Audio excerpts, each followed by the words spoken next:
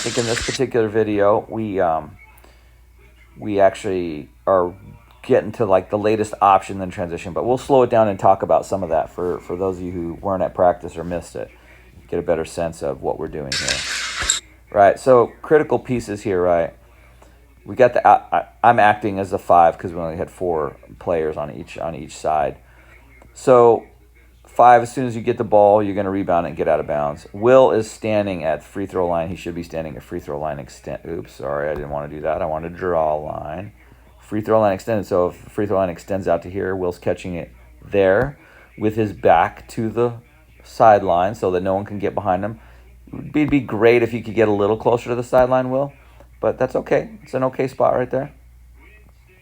What would Will get it? He should get it and not dribble, right? He's going to get it and rip and look.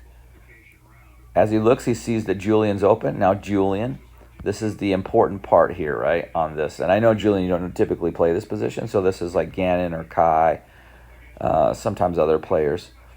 We don't want to be moving backwards when this pass comes, because when you do that, it leaves the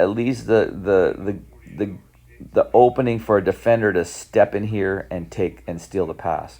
So if anything, you want to be just where you are, maybe standing static to close out, so you can kind of get to the pass, close out toward the ball if you want. You're not really backing up too much here, but just be careful about backing up, right? Backing up. So imagine that, like you're there and the pass comes and now look, you're moving away from the ball. If you do that heavily, a defender's going to step in there and take it, right? Remember to rip and look. Getting away with it now because there's no defender, but in a game, if a defender were to run up here on you as soon as you turn, they're either going to cause you to turn it over or you're going to get a charging call there.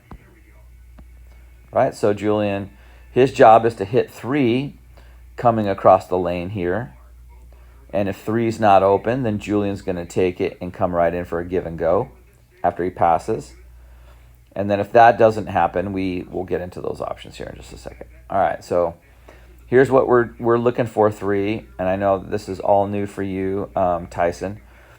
On the first option, Tyson, as you're coming across here, if there's no defenders, if you have no defenders here or here, then Julian's going to hit you on that pass right there for a shot, right where you are.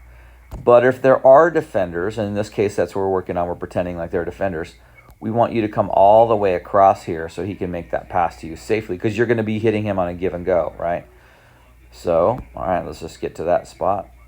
So we get crowded here because you catch this pass in close. I want you to come a little bit wider if you can. Now, Maddox is the rim runner, so Maddox would have been coming from here, rim to rim, and he would be doing a butt cut if Julian is not open. But this is all Maddox. This is all about timing here.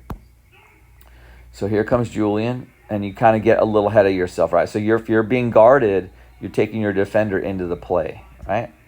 So, okay, here Julian makes his pass, and we're pretending that Tyson's not open. So again, Tyson should be a little wider, right?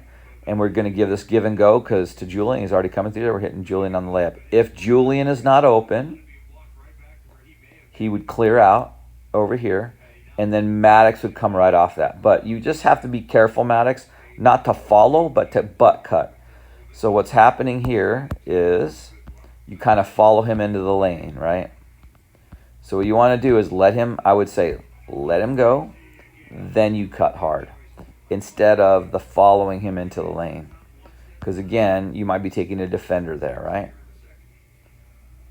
Right? And if that's not open, in my demonstration, what I have Maddox coming to set a pick, and it really doesn't matter. In this situation, we have 1 comes down and sets the pick, 4. And probably the better option there is to have Maddox, if he doesn't get it, set the pick. So that we have Will can be our safety. All right, setting the pick here. But in this case, Will sets the pick, and off comes Tyson. Goes in for the shot. All right. And we're going to be doing the same thing back the other side. Okay, good catch. Free throw line extended. Watch yourself there, Julian. Remember, kind of that. We want to catch it over in this area. Take that dribble. So if you rip and look. So it's real easy to get hung up, and I'm going to catch it and dribble. Rip it and look. And if you had a defender here, if you weren't watching and a defender creeped up on you right there, as soon as the ball's already, you see how you start to put it down, and they're going to take it from you right there. So it's real. That's a real important detail. Rip and look then before you dribble. Okay, and good. Get it here, and see, Tyson, we want you to come all the way. Oops, sorry, wrong arrow. We want you to come all the way through here because it gets crowded in here. And so Maddox, I would just be holding right there, Maddox. If I were you, I would hold right there. Let Julian clear and then come right off of it, right? So you see how you're kind of following him in? Here comes the pick for Will, and Tyson's going to make that shot. I don't know if you made it, but we're going to pretend like you made it. All right, there you go.